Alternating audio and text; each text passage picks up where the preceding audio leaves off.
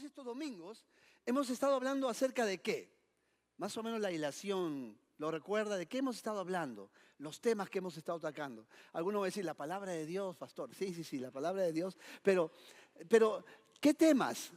Que tienen que ver con intimidad, que tienen que ver con comunión, que tienen que ver con compañerismo, ¿no? ¿Hemos estado hablando de esos temas? ¿Sí o no? Están con frío ustedes el día de hoy, yo estoy mirando ahí. Bueno, y pensaba y oraba y le decía, Señor, este domingo es un domingo especial, cada domingo es especial. Hoy quiero que tú me des una palabra, y estaba orando durante estas semanas y Dios puso algo muy fuerte en mi corazón. Así que esto se encuentra en el libro de los Hechos. Pero antes de abrir la Biblia, hacerle recordar qué es lo que pasó ahí en los libros de los Hechos. Usted sabe la historia. Estaban todos unánimes, juntos, ¿en dónde? ¿En el mercado central? No, ¿dónde estaban? ¿En el aposento alto? Y dice, ahí estaban, ¿no? Orando, perseverando, estaban en la presencia de Dios, en unidad. Y de pronto la presencia del Espíritu Santo los llenó a todos. Y una vez lleno del Espíritu, Pedro se levanta y comienza a predicar, ¿no? Todos habían hablado en lenguas, y lenguas que se entendían, las maravillas de Dios. Medos, persas, árabes que estaban ahí entendían las maravillas de Dios. Y Pedro se pone adelante, predica y habla acerca de que Jesús es el Mesías. Y de pronto le dice, ¿y qué haremos? ¿No? ¿Qué haremos? Y entonces Pedro le dice, arrepiéntanse, bautícense y arrepiéntanse. Y entonces eso hicieron. Y ese día, dice la Escritura, que se vinieron a los pies de Cristo 3,000 personas. 3,000 personas, algo impresionante. Y continúa la Escritura, y el versículo 42 del capítulo 2 es el que vamos a analizar el día de hoy. Miren lo que dice Hechos, capítulo 2, verso 42. Y perseveraban. Se acaban de entregar 3,000 personas, y ahora, paréntesis, contaban muchas veces, por lo general, solamente a los hombres. Ahora, si eran 3,000 personas, estaban contando a hombres. Igual cuando en la alimentación de los 5,000, dicen, los 5,000 no eran más, eran muchos más, ¿ok? Pero miren, dice el versículo 42, y perseveraban en la doctrina de los apóstoles, en la comunión unos con otros, en el partimiento del pan, ¿y en qué? Y en las oraciones. Bien, vamos a tocar la primera palabra, y perseveraban. Vamos a tocar estas cosas el día de hoy. Y perseveraban. ¿Qué significa perseverar? ¿Qué entiendo por perseverar?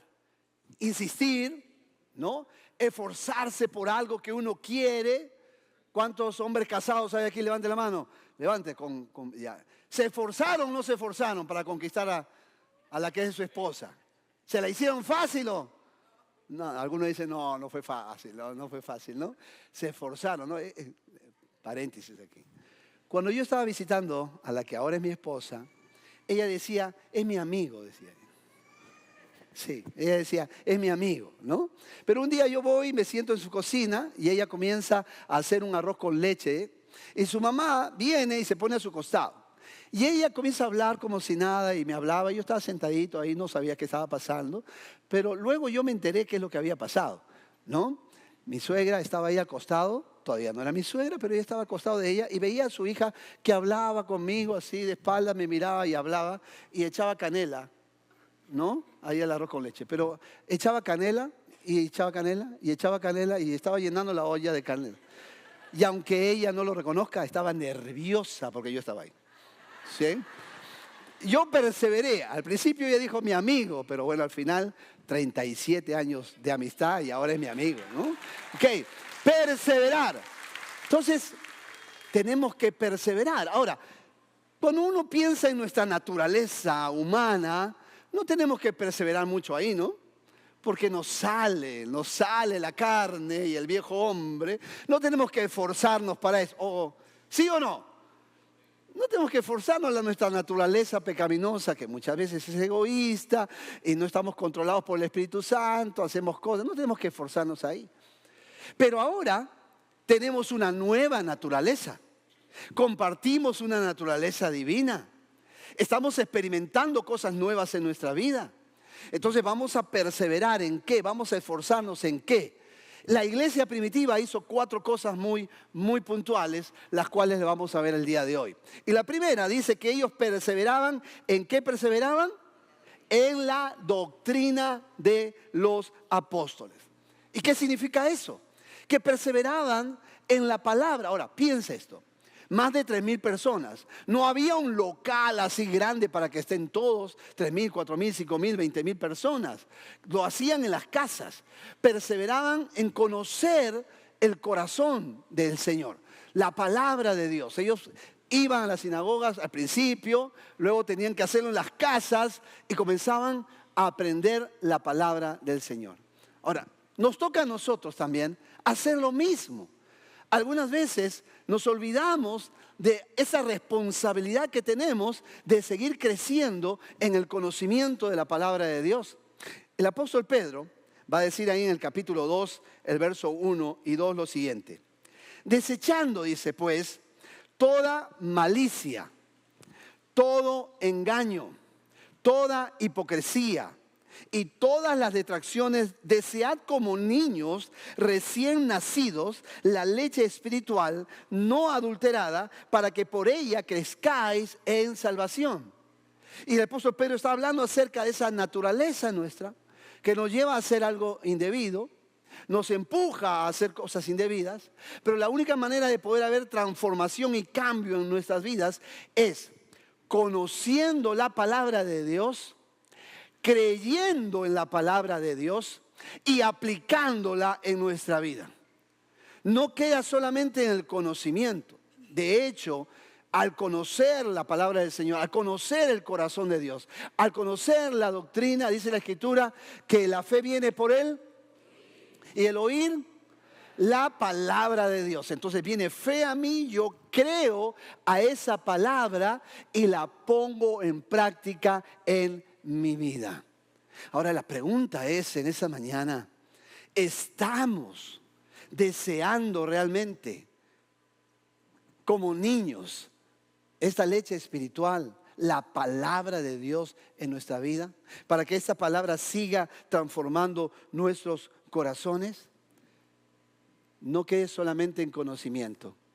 Por eso la Escritura va a decir en un momento que es pecado, no solamente hacer las cosas malas, sino que aquel que sabe hacer lo bueno y no lo hace, le es contado como pecado.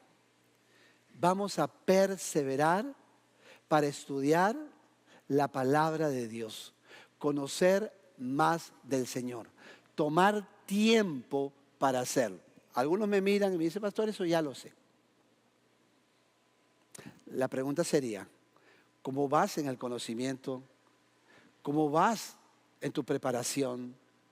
Como iglesia tenemos cursos para que puedas seguir creciendo en el conocimiento del Señor. ¿Realmente lo anhelas?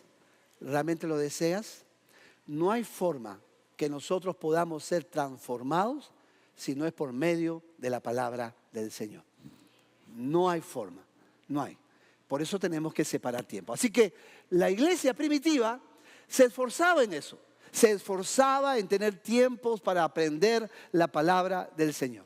Pero luego hay otra cosa que dice ahí la Escritura. No solamente se esforzaban en la doctrina de los apóstoles, sino que ellos se esforzaban en la comunión unos con otros.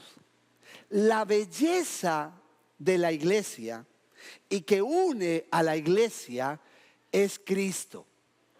No nuestros hobbies o nuestros gustos. Como iglesia, lo maravilloso que tenemos y lo bello que es el saber que nos une la sangre de Cristo. Hemos sido justificados por Él. Y ahora habla acerca de un compañerismo, de poder tener comunión, relación. Y eso habla de ser un cuerpo realmente. Y cuando hablamos de ser un cuerpo, no significa que todos somos iguales. Es que no puedes estar y caminando con todos los que son iguales a ti en cuanto a tu temperamento, ¿no? El carácter debemos buscar tener el carácter de Cristo, eso lo sabemos todos. Pero no nos unen los hobbies. Nos podemos juntar un momento, pero ¿qué nos debe unir? El Espíritu de Dios que está en nosotros. Y comencemos a caminar como un cuerpo. Porque no todos somos ojo, no todos somos oreja, no todos somos oído. ¿Sí o no? Somos un cuerpo. Y entonces tiene que haber armonía. Mientras yo voy hablando, la boca va hablando, mis ojos van viendo, mis manos se van moviendo, mis pies también. Entonces hay una armonía. Y es lo que quiere el Señor para que nosotros podamos vivirlo, que lo podamos vivir. Pero ¿cómo lo vamos a vivir si no tenemos esos tiempos de comunidad? Y por eso hablamos acerca de los grupos pequeños, por eso hablamos acerca de las redes, por eso hablamos acerca de caminar juntos, de poder compartir unos a otros, de poder hacer compañerismo. El hierro con el hierro se afila y vamos mejorando cuando nosotros vamos teniendo relación con otra persona. Y miren lo que dice la Escritura. En Efesios, el capítulo 4, el verso 3 en adelante, la Escritura dice lo siguiente. Yo pues preso en el Señor, os ruego, dice, os ruego que andéis como es digno de la vocación con que fuisteis llamados, con toda humildad y mansedumbre, soportándoos con paciencia los unos a los otros en amor, solícitos en guardar, ¿qué cosa? La unidad del Espíritu en el vínculo de la paz. Solícitos, dice, ¿no? Andar como es debido de la vocación con que hemos sido llamados, para poder trabajar esto de soportarnos los unos a los otros. La iglesia era grande, miles de personas, pero no todas entre ellas tenían esa comunión. Se armaban en grupos pequeños, con un mismo sentir, conociendo la palabra. Es lo que hacemos nosotros como iglesia de Emanuel. También somos algunos miles. Es difícil que yo me pueda aprender el nombre de todos. Eso es imposible. Tienen que tener misericordia de mí, ¿ok? Pero sí de los que están más cerca. Yo tengo comunión con ellos. Yo comienzo a trabajar con ellos. Yo soporto a ellos y ellos me soportan a mí. Yo los soporto. Y cuando hablamos de soportar, no estamos hablando de aguantar. Porque algunos dicen, ya yo lo aguanto por amor a Cristo. No estamos hablando de aguantar. Estamos hablando de soportar. Y entender soportar es no dejar caer al hermano. Lavarle los pies. En la Escritura, lo que acabamos de leer, dice, con toda humildad y mansedumbre. O sea, si se da cuenta, tenemos que perseverar no solamente en la palabra y en el conocimiento de esa palabra, sino que esa palabra, al hacerse vida en nosotros, tengo que perseverar para yo poder soportar, no dejar caer a mi hermano, pero actuar con humildad y mansedumbre con él. En otras palabras, si se da cuenta que es lo que nos está pidiendo la Escritura, es que tengamos un comportamiento como Cristo. Y Jesús mostró su mansedumbre y su humildad. Y esto es importante. Porque realmente lo que queremos es, si vamos a aprender de Jesús, es que queremos ser como Él. ¿Sí o no? Queremos ser como Él y ser pacificadores. Lo que acabamos de hablar, guardando el vínculo de la paz, ¿no? En esa armonía, en buscar la paz entre nosotros. Por eso, un ejemplo pequeño. Cuando alguien viene y comienza a contarte algo que le han hecho, que otro hermano le dijo o le hizo, no, viene ese hermano y dice, mira, ¿sabes qué? El hermano tal ha dicho esto de mí y ha hecho tal cosa. Y tú eres un hijo de Dios que conoces la palabra, no vas a hacer lo siguiente. Porque hay algunos que hacen esto, ¿no? Mira, el otro me ha engañado, me debe. Ah, sí, ¿cómo es posible? Que es sinvergüenza. No, sí, yo también me uno a ti. No, hay que acusarlo. Acúsalo con tu mamá. ¿No? O sea, lejos de echar leña al fuego, ¿qué es lo que tenemos que hacer? ¿Ser qué? Pacificadores, pues. Es lo que acabamos de leer. Guardar la unidad, la paz entre nosotros. Eso no significa no corregir. Eso no significa mostrar lo que es justo y hacerlo, ¿no? Pero tenemos que ser pacificadores. Tenemos que buscar este compañerismo entre nosotros. ¿Por qué? Porque al estar juntos nos vamos a dar cuenta cuánta necesidad tiene mi hermano de ser transformado y cuánta necesidad tengo yo de ser transformado también. Que realmente me tengan paciencia y yo también poder tener paciencia. En ese compañerismo, la iglesia primitiva también hacía algo. Dice, no solamente es en la palabra, en el compañerismo, también en tercer lugar habla acerca del partimiento del pan. Y aquí también tiene que ver con compañerismo, pero ya nos va a dirigir en algo más especial. Pensemos un momento en esto, en el partimiento del pan, donde nos hace hacer un alto. Estamos viviendo, haciendo nuestras cosas, pero llega un momento en el cual hay un alto. Tienen que recordar lo que sucedió hace más de 2000 años. Tenemos que hacer un alto para recordar lo que Jesucristo hizo en la cruz del Calvario. Tenemos que hacer un alto y reflexionar cómo nuestro Señor entregó su vida en rescate de la nuestra. En el partimiento del pan, cuando Jesús dice, hagan esto en memoria de mí, tanto de comer el pan o beber el vino, háganlo en memoria de mí, es poder recordar lo que el Señor hizo por nosotros y lo que Él espera que nosotros hagamos también. ¿Qué hizo el Señor por nosotros? Entregó su vida. Y la Escritura dice que todo aquel que viene a Él, Él no le echa fuera. Que Él perdona a todo aquel que se arrepiente. Y entonces, ¿qué espera de nosotros el Señor en esos momentos de reflexión, iglesia? No podemos vivir solamente conociendo la palabra de Dios, sino que tenemos que hacer la vida en nosotros. Entonces, en ese partimiento del pan, aquel que dio su vida en rescate de la nuestra para perdonarnos, nos ha perdonado, nos ha limpiado, nos ha sanado. De gracia hemos recibido. ¿Qué está esperando Él de nosotros? Que de gracia podamos dar a los demás. Que así como Él tenía paciencia con sus discípulos. ¿Acaso sus 12 discípulos eran igual a Jesús? ¿Tenían los mismos oficios entre ellos? Porque algunas veces pensamos en nuestra humanidad, ¿no? Vamos a juntarnos solamente a aquellos que les gusta la música de los Beatles. O aquellos que solamente vamos a juntarnos, solamente los que van a pescar. Eso puede ser para un hobby, para un momento. Y está bien, no hay problema. Pero para compartir la vida, tú tienes que juntarte, como lo hizo Jesús, con un publicano, ¿no? Ahí con un cobrador de impuestos, ahí con un sicario, como Simón el Celote. O sea, hombres totalmente diferentes, y caminó con ellos. Una muestra visible, y ninguno de ustedes va a decir que no, porque esto es real, y en un 99%, te has casado con una persona totalmente diferente a ti. ¿Sí o no? Porque por los opuestos se atraen, ¿no? Entonces, cuando hablamos de comunidad, de comunión, del partimiento del pan, es recordar lo que Cristo hizo en la cruz del Calvario por nosotros. Y Él espera que nosotros también transmitamos esto, que podamos perdonar.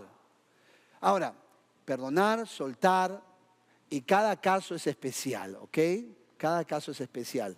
Eso ya se puede ver en consejerías, el hecho de que puede haber un agresor, alguien en la cual sí, tú tienes que estar lejos de esa persona físicamente, pero lo que hablamos de perdonar es aquí en el corazón. Cuando tú no estás teniendo amargura, resentimiento con esa persona. El partimiento del pan nos hace recordar lo que Jesús hizo por nosotros y lo que nosotros debemos hacer también con nuestro prójimo. Es en el momento del partimiento del pan, pero también no solamente pensemos en la cena, pensemos en las comidas. En poder compartir. ¿No es cierto que cuando comemos nos alegramos?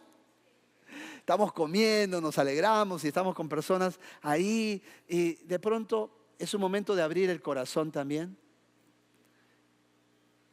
Ah, los que tienen la técnica de las ventas saben que los buenos negocios se cierran en las comidas, en los almuerzos, en poder comer y compartir, y ahí los grandes negocios se cierran.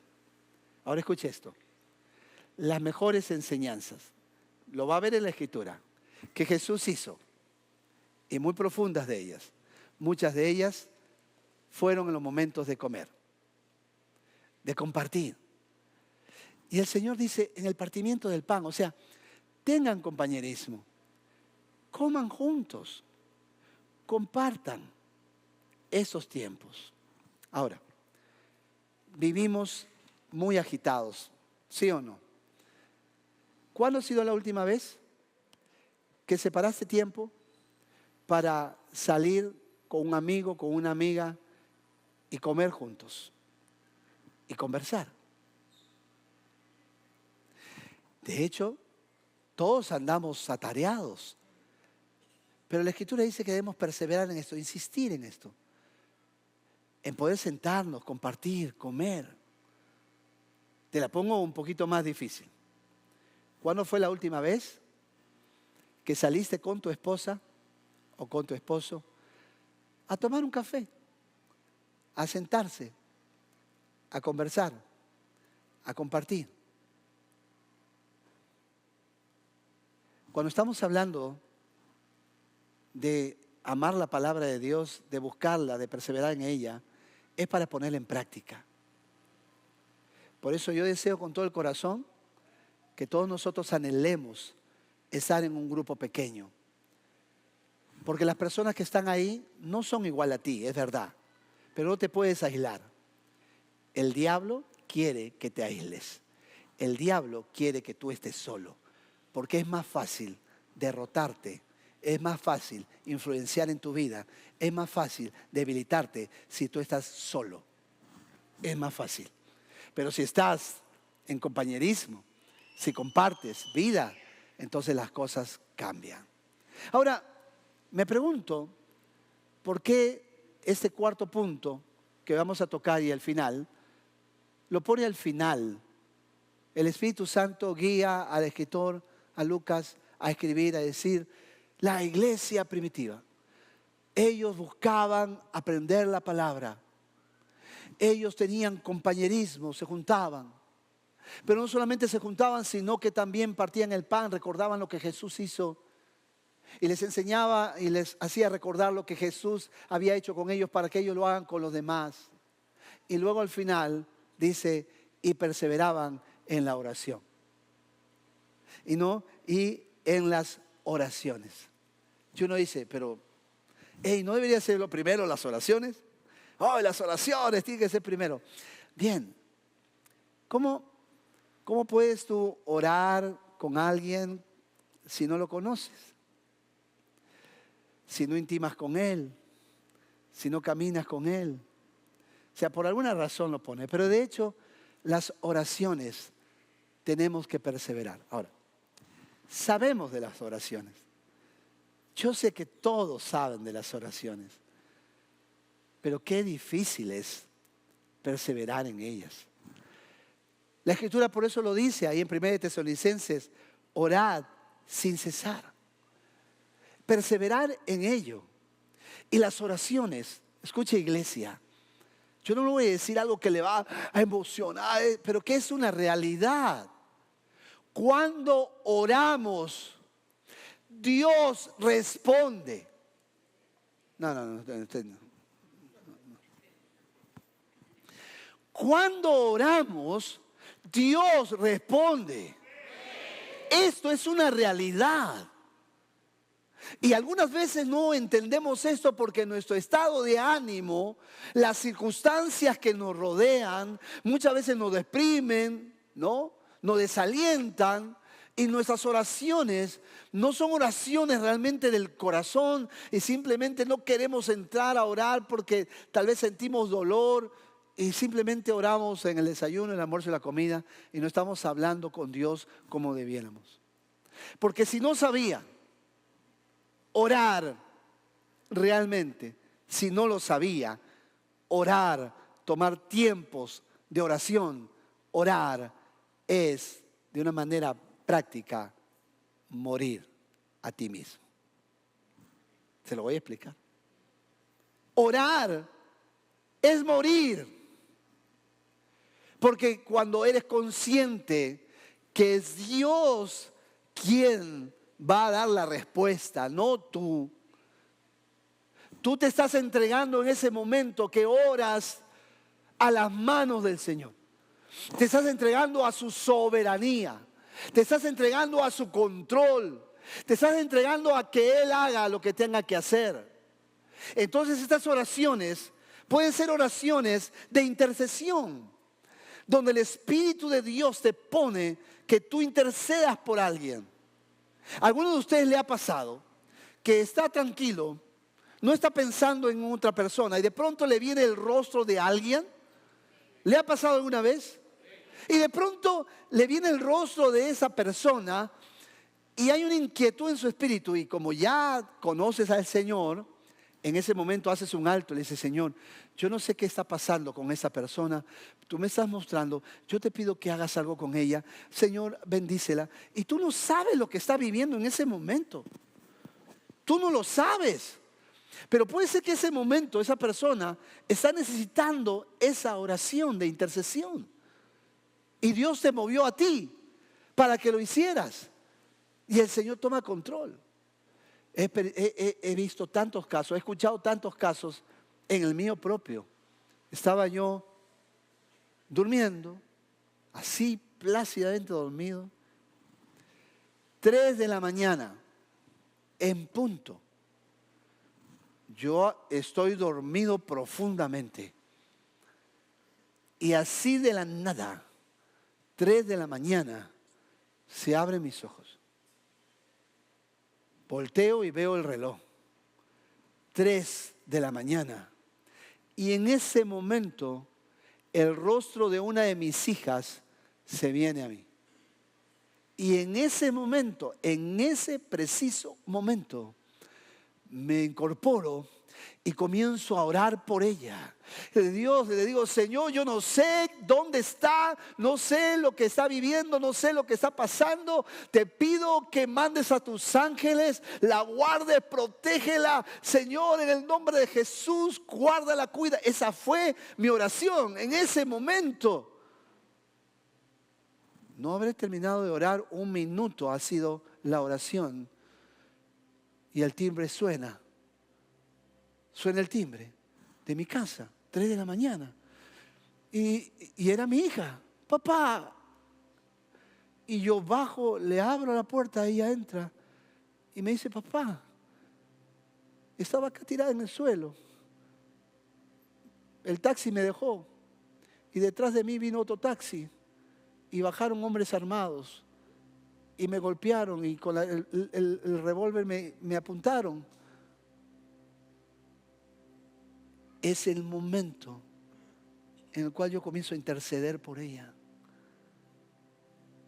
Orar es abandonarte en las manos del Señor. Oras e intercedes. No te puedes cansar de interceder por los tuyos. No te puedes cansar. Vamos a continuar haciéndolo. La Escritura nos dice: pedid y se os tocad y se os abrirá. Llamad, dice la Escritura. Pedid, buscad, llamad. Es nuestra labor. El Señor no tiene problema que nosotros le digamos lo que hay en nuestro corazón. Pero terminemos siempre nuestras oraciones como lo hace nuestro Señor Jesús. Con esto termino. Lucas capítulo 22, verso 42, dice lo siguiente: diciendo: Padre, si quieres, pasa de mí esta copa, pero no se haga mi voluntad, sino la tuya. Por eso le digo que orar es morir. No es que se va a hacer mi voluntad. Señor, cambia a mi marido.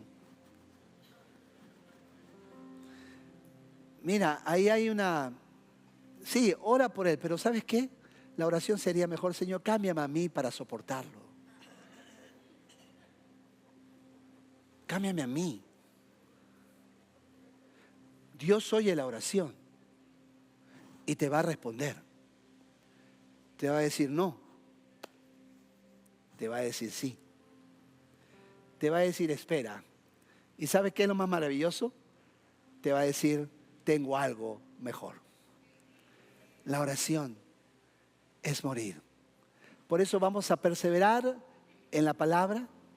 Vamos a perseverar en el compañerismo. Vamos a perseverar recordando lo que Jesús hizo por nosotros para hacerlo a los demás. Y vamos a perseverar en la oración porque Dios siempre responde.